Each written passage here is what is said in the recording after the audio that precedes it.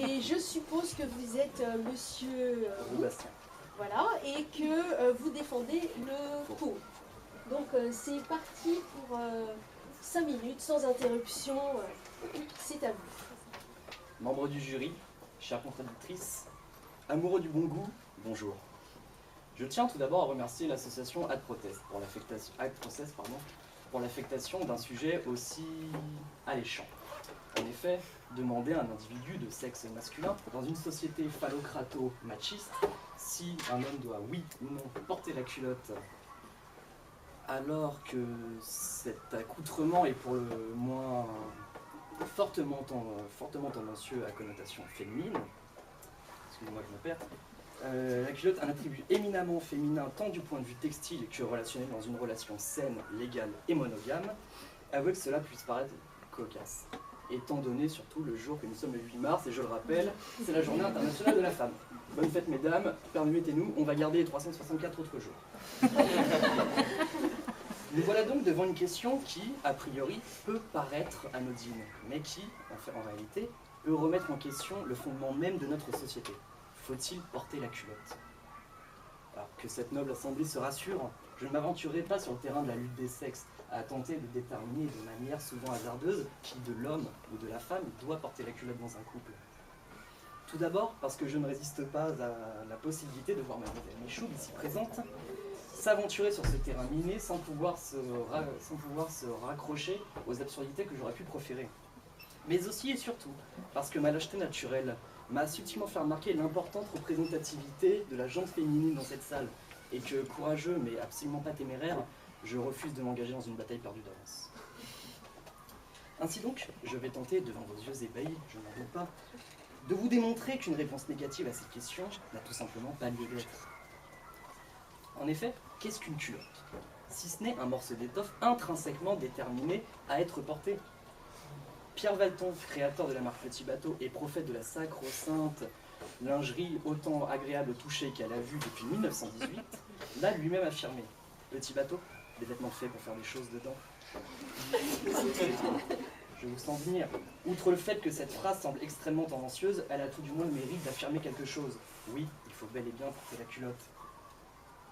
Enfin, culotte, boxeur, tanga, string, peu m'importe. La différence ne tient qu'à un fil. Et je le prouve. Je vous présente l'objet de notre contentieux. Nous connaissons tous ce modèle, somme toute classique, blanc, 100% coton, lavable en machine à 30 degrés. Mais intéressons-nous davantage à ces trois petits orifices ici. Nous pouvons aisément déterminer que les dites ouvertures sont... Excusez-moi, je tremble. Nous pouvons aisément deviner que les dites ouvertures sont respectivement destinées à l'insertion d'un corps humanoïde de manière verticale. Et ce, respectivement par la taille, la jambe gauche et la jambe droite. Et n'en déplaise à certains ici présents, ou certaines, comme vous le verrez plus tard, ce simple morceau d'étoffe élastifié n'a pas qu'une utilité esthétique. Oh que non, membre du jury. Ceci est probablement notre dernier rempart contre un naturisme de masse en pleine expansion. Ceci est notre dernière possibilité de ne pas voir notre belle cité de Créteil annexée, ou plutôt transformée comme une simple annexe du Cap d'Agde. Une argumentation absurde, diront les contradicteurs. Soit, je peux le concevoir.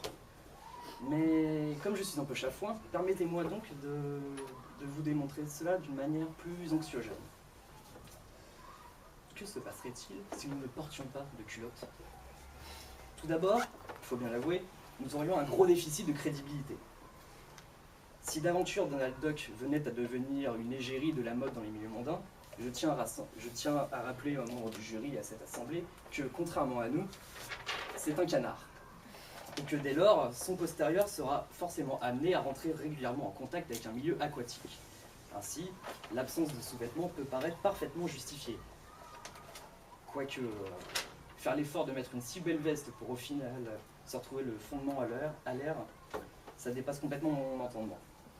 Viendrait ensuite une catastrophe écologique, et je le prouve. Près de 4000 tonnes de maïs sont tricotées rien que par les usines Petit Bateau chaque année. Imaginez la culpabilité de ma contradictrice si elle venait à lancer un mouvement général de boycott de nos petites culottes. Des montagnes de sous-vêtements s'entassant dans nos habitations, nos rues, nos villes, de manière anarchique. C'est conséquences écologiques seraient catastrophiques. Mais aussi et surtout, une conséquence de ce boycott, de ce vêtement, pourrait créer un véritable séisme sociétal, dirons-nous. Et je le... Merci de votre spontanéité. Et je le prouve. En 1789, les sans-culottes appellent à la Révolution, ce qui nous apporta grosso modo 10 années de terreur et de tyrannie. En mai 68, une autre catégorie de sans-culottes, celle-ci beaucoup plus pacifiste, appelle à une libéralisation sexuelle. Une sorte de protestation d'une jeunesse étudiante voulant se détacher des carcans d'une société autoritaire et patriarcale. Mais qu'est-ce que cela nous a-t-il apporté? Personne ne le sait? C'est pourtant simple. Christine Boutin et Frigide Barjot. Le jeu envoie-t-il la chandelle? Je vous laisse le soin d'en trancher plus tard. Alors oui, membre du jury, j'ai effectivement dû retourner ma veste afin de vous faire porter la culotte.